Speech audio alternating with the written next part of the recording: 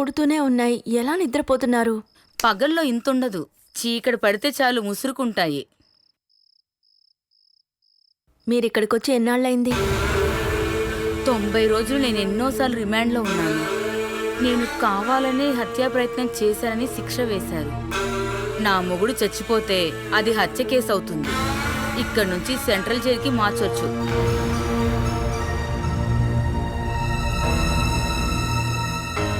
పెళ్ళైన ఆడది ఎంతో ప్రేమగా చూసుకోవాల్సిన భర్తని ఎంత దారుణంగా ప్రవర్తిస్తే హత్య చేయాలనుకుంటుంది? వాడొక మనిషే కాదు తెలుసా, ఒట్టి మృగం.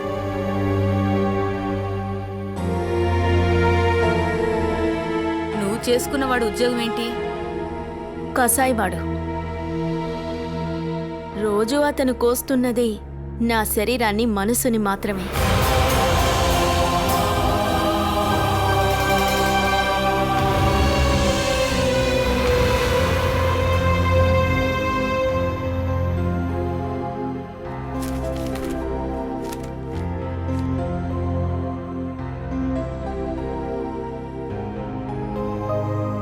ఆకలితో ఉండకుండా తినమ్మా. కాసేపు ముందే కదా పాలు తాగాను, నాకేమీ వద్దత్తయ్యా. ఏం మాట్లాడుతున్నావు? అది తాగి 3 గంటలయింది. ఇప్పుడు ఇది తిను.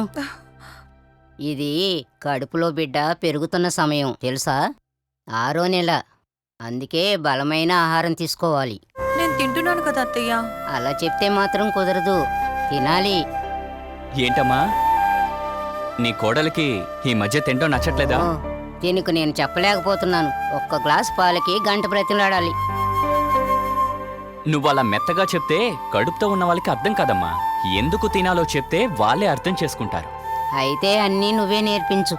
నేను వెళ్ళి పడుకుంటాను. ఇది మొత్తం తినేయాలి, తెలిసిందా? నాకెన్ని చెప్తున్నారు కదా, మీరేం తిన్నారు? పచ్చడి నంచుకొని మజ్జిగనం తిన్నాను. జ్వరం తగ్గినట్లు లేదు, నోరంతా చేదుగా ఉంది.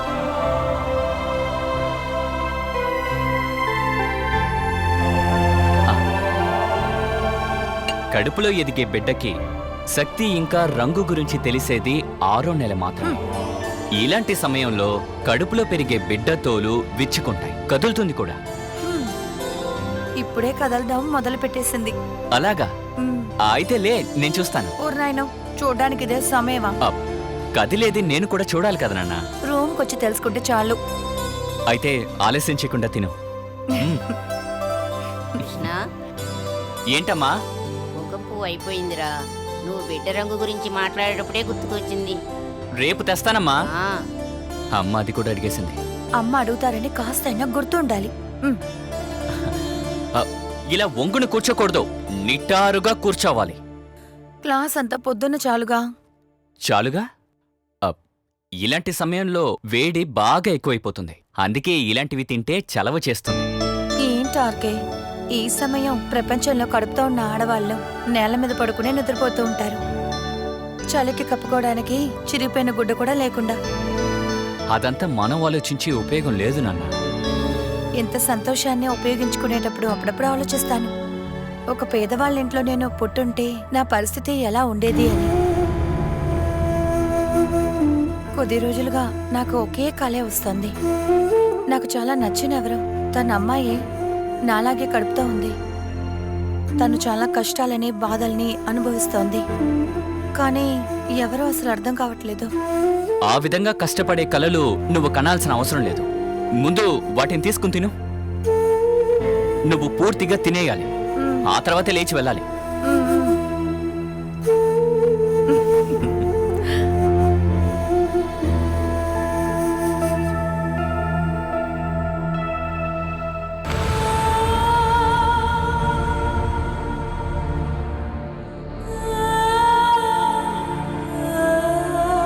ఊరికే ఏడుస్తూ నిలబట్టంలో ప్రయోజనం లేదు.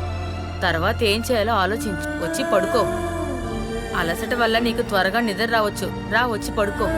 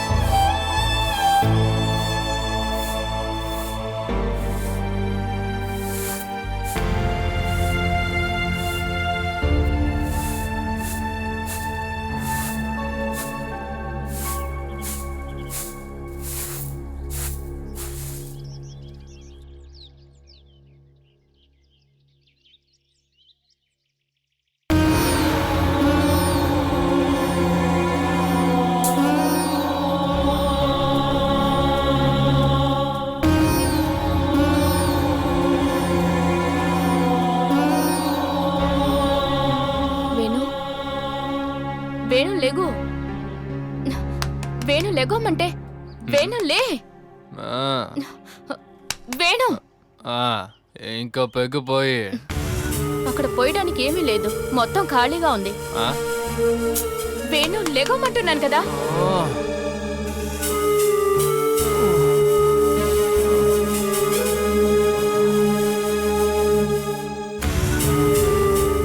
హోటల్ మొత్తం తాగేసి ఇలా పడుకోనున్నావు. లేచి నీ రూమ్ లోకి వెళ్ళి పడుకో వేణు. అరే ఇందులో మిగతా ఉన్నవి ఏమైపోయింది? మిగతాది నేనే తాగేశాను. నువ్వు మొత్తం కింద పారిపోస్తావు కదా. పొద్దున్నే తలనొప్పుని ఎలా పోగొడతాను? నీకు తాగడం వల్లే తలనొప్పి వచ్చింది.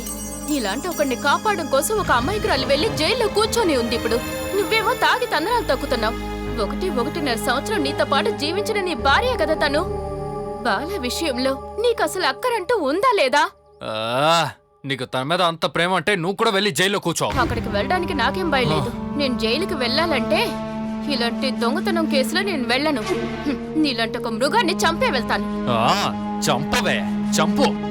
నేను ఇంకా చంపే సమయం రాలేదు. అంతకు ముందు నిన్ను ఇంకా ఇంట్లో ఇంకొక చూడు. మీ ఇద్దరిని తీసుకెళ్లి అందులో పడేస్తాను. ఏంట్రా వీడు? మీ తమ్ముడు నిన్న తాగిన దానికి మత్తు ఇంకా దిగలేదంట. నీ భార్య దగ్గర నోరు మూసుకుని కూర్చోమను, లేదంటే కొట్టే చంపేస్తా. అరే పెద్దవాళ్ళని అలా కొట్టకూడదరా. నువ్వు వెళ్ళి బ్లాక్ టీ స్ట్రాంగ్ గా తీసుకురాపో, వాడు టైర్డ్ గా ఉన్నాడు. దానికి బ్లాక్ టీ ఇస్తే సరిపోదండి. తాగి ఇక్కడే నిద్రపోయి పొర్లాడుతూ ఉన్నాడు. నేనే ఇక్కడికి వచ్చి కేకలేస్తూ లేపాను. అలాగరా? వింటానికి నాకు చాలా ఆతృతగా ఉందిరా. ఏరా ఎన్ని రాత్రులు మందు తాగి సృహ లేకుండా ఈ చోట్ల పడుకొని ఉండటం, అదంతా తలుచుకుంటుంటే నా ఒళ్ళంతా ఏం మాట్లాడతాను నాకే తెలియదు చెప్తున్నా. ఇతనితో కలిసి మళ్ళీ తాగడం మొదలు పెట్టారంటేనా మన ఇద్దరి మధ్య అంతా ముగిసిపోయినట్టే.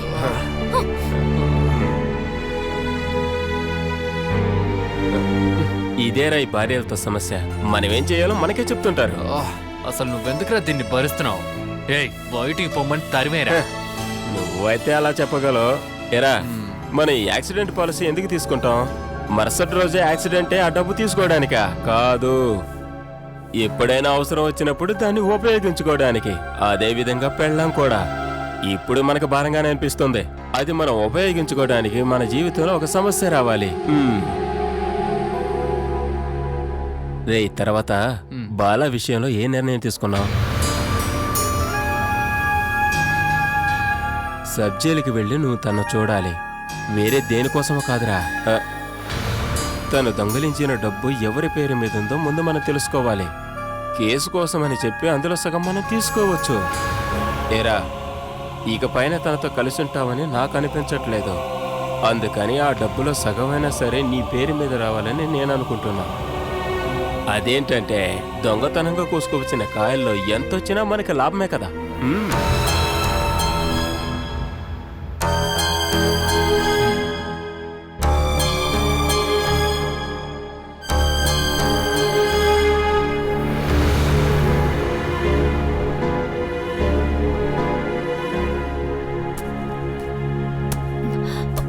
వద్దు, పడుకో. బాగా తలనొప్పిగా ఉంది. ఎలా ఉండకుండా ఉంటుంది? ఊరు పేరు తెలియని ఒక అమ్మాయిని ఏదో సింపతితో నీ కంపెనీలో అకౌంటెంట్గా మార్చావు. తను అక్కడే కూర్చొని 36 లక్షలు నిన్ను మోసం చేసింది. తలనొప్పి లేకుంటే విచిత్రంగా ఉంటుంది. తను బాగా ఎడ్యుకేటెడ్ సూరజ్. అఖిల వాళ్ళ హస్బెండ్ నడుచుకునే విధానం, తను అనుభవించిన కష్టం, అదంతా చూసినప్పుడు నాకు సింపతి వచ్చిన మాట నిజమే. దాంతోపాటు తను కడుపుతో ఉందన్న కారణం కూడా ఉంది. ఇప్పుడు జరిగిందాన్ని బట్టి చూస్తుంటే తన భార్యాభర్తల మధ్య జరిగిన గొడవని, తను గర్భంగా ఉన్న విషయాన్ని ఏదో ఫేక్గా చెప్పినట్టు నాకనిపిస్తోంది. అవన్నీ సింపతి క్రియేట్ చేసే విషయాలు కావచ్చేమో. కొంచెం ఆలోచించు. మనం ఇక్కడ ఉండడం మొదలుపెట్టాకే వాళ్ళు ఇక్కడికి వచ్చారు. పైగా నువ్వు ఆ కంపెనీ పూర్తి బాధ్యతను తీసుకున్న తర్వాత ముందు గొడవ గోల అని చెప్పి గమనించేలా చేసింది. భర్త డైలీ పెట్టే టార్చర్కి బాధ్యురాలిగా, నిస్సహాయరాలిగా నిన్ను నమ్మించింది. నువ్వు కొంచెం ఆలోచించు. లేదంటే ఎవ్వరూ రావడానికి ధైర్యం చేయని ఆ ఇంటికి వాళ్ళొస్తారంటావా? ఏదైనా పోలీసులు కస్టడీలోకి తీసుకున్నారుగా, వాళ్ళు భార్యాభర్తలేనా?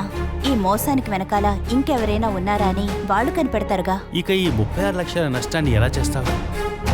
ఎవరు మోసం చేశారో వాళ్ళ దగ్గర నుంచి మళ్ళీ తీసుకోవాలి. మీరు కూడా కంపెనీ బాధ్యతని తీసుకోనుంటే ఇలా జరుగుండేది కాదు. వారంలో ఒక్కరోజైనా ఆఫీస్ విషయాలన్నీ చూసుకోనుంటే. నాకు చూసుకోవడానికి నా ఆఫీస్ విషయాలే చాలా ఎక్కువగా ఉన్నాయి. ఆఫీస్ విషయాలేం కాదుగా, ఆఫీస్లో ఉన్న వాళ్ళ విషయాలు చూసుకోవడానికే మీకు టైం ఉంది. ఏం మాట్లాడినా తిరిగి తిరిగి మళ్ళీ మీరా దగ్గరికే వస్తావు. నేను మీరా పేరు చెప్పనే లేదే. ఎందుకు చెప్పాలి? నీ మొహం మీదే రాసుందిగా. నేనుగా ఏం రాయలేదు, మీరే నా మొక్క మీద అతికించి పెట్టారు. మీ భార్యగా నాకు మీరు చూపించిన ఆ ప్రేమని ఆ మీరకి చూపిస్తున్నారు కదా. చెమ్మేలి, దీని గురించి మాట్లాడడం నాకు బొత్తిగా ఇష్టమే లేదు. ఈ విషయం గురించి మాట్లాడుతున్నప్పుడు మాత్రం ఎందుకు ఇలా పారిపోతున్నారు? నీకు నా నుంచి ఏం తెలుసుకోవాలి చెప్పు. నాకు మీరాకి మధ్యలో నువ్వనుకుంటున్నట్టు సంబంధం ఉందని ఒప్పుకోవాలా? నీకు కోపం రప్పించడానికి కూడా నేను చెప్పను. కారణం, నా జీవితంలో నీకున్న ప్లేస్ని నేను ఎప్పుడు ఎవరికీ ఇవ్వను.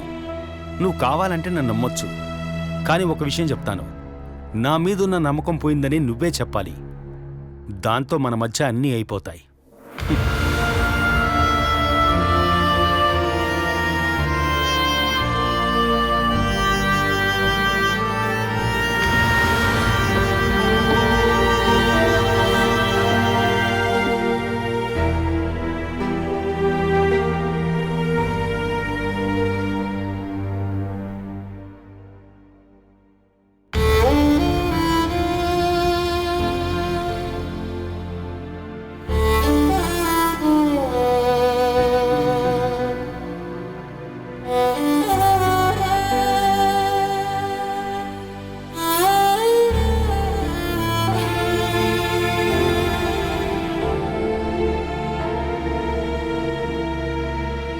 గొడవ పడితే ఒక్కరోజు మాట్లాడకుండా ఉంటే మనసులో ఏదో తెలియని బాధ.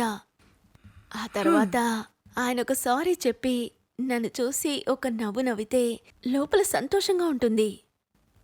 ఒక మంచి వర్షం కురిసినట్టు శరీరం మనసు అంతా చల్లబడుతుంది. నా జీవితంలో ఈ నిప్పు మంచు వర్షం అని ఏవీ అనుభవించలేదు. కానీ నువ్వు చెప్పింది విన్న తర్వాత ఒకసారి ట్రై చేద్దామా అని అనిపిస్తుంది. మన రామభద్రన్ ఇప్పుడు ఫ్రీగా ఉంటాడు కదా. కొట్టానంటేనా? బాలే చెప్పావు. ఇంకెవరు దొరకలేదా నీకు? ఒకవేళ నీకెవరి మీదైనా లవ్ వస్తే వెంటనే నువ్వు నాకు చెప్పాలి, with full details and full biodata. నేను ఓకే చెప్తేనే నువ్వు ప్రొసీడ్ అవ్వాలి. ఓహో, నువ్వు ఇప్పుడే వదినవడం మొదలు పెట్టేసావా? కాస్త ప్రాక్టీస్ ఉంటుందిగా.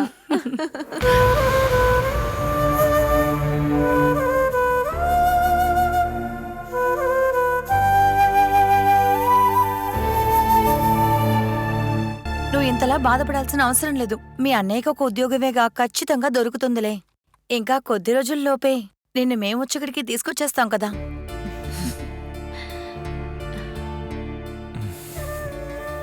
భయపడకుండా ఉండవే, మేము నీతోనే ఉన్నాం కదా. నువ్వేమంటావ్?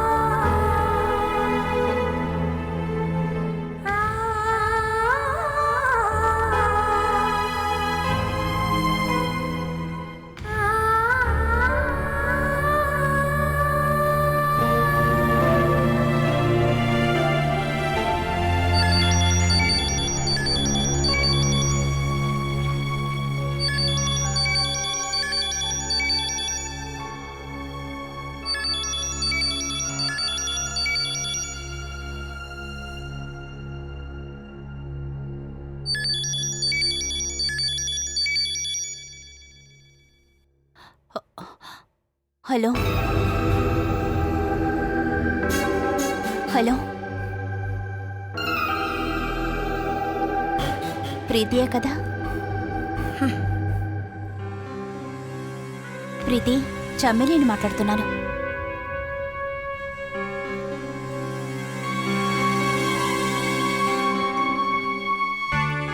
ప్రీతి, హలో హలో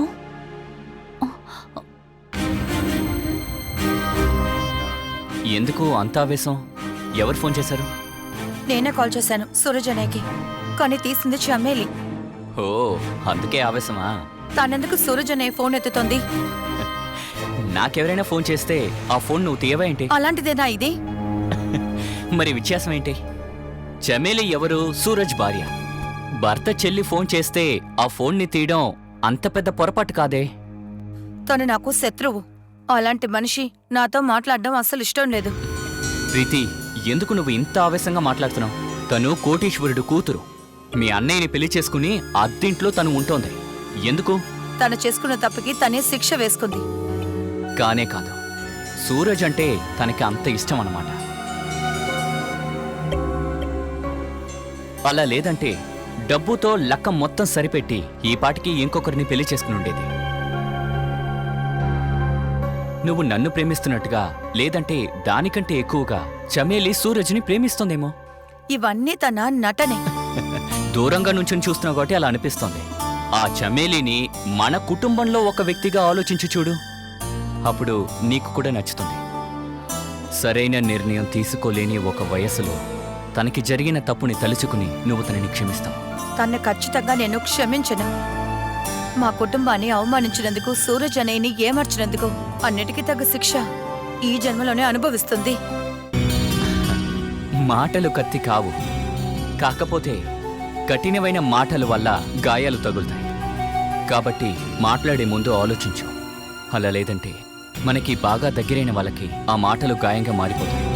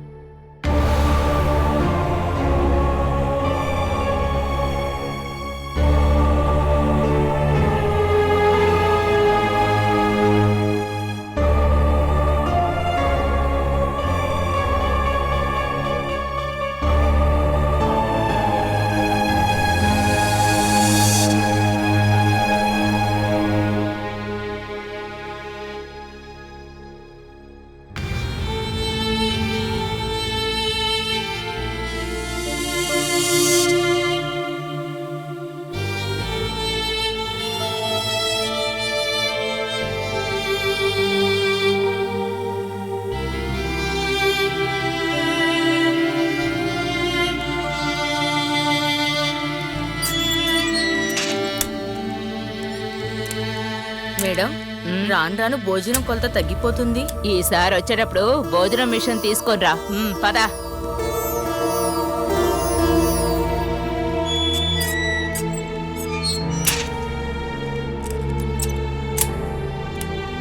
ఏంటి నువ్వు తినకుండా సెల్కొచ్చావు? నోట్లో పెట్టుకోగానే వాంతి మేము వచ్చింది. కూడా తినేది అదే కదా. నువ్వు గర్భిణీతో ఉన్నావని నీకేం స్పెషల్ భోజనం తీసుకొచ్చి పెట్టరు. కానీ తినకుండా ఉండొచ్చుగా. కడుపులో ఒక బిడ్డ ఉంది. పస్తు ఉండాలని అనుకున్నప్పుడు దాని గురించి కూడా ఆలోచించాలి. ఎన్నో నెల? 6. 6వ నెలలా కనిపించట్లేదే. సర్లే, నిన్ను చూస్తేనే తెలుస్తుంది ఏం తినట్లేదని.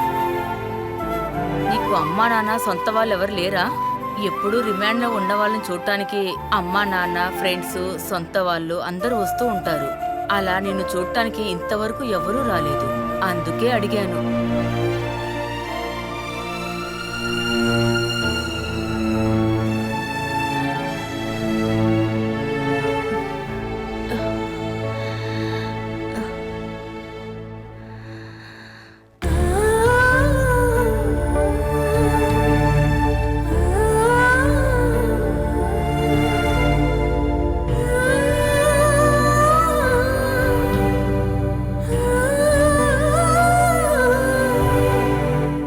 మనోజ్, బాల విషయం ఏమైందయ్యా?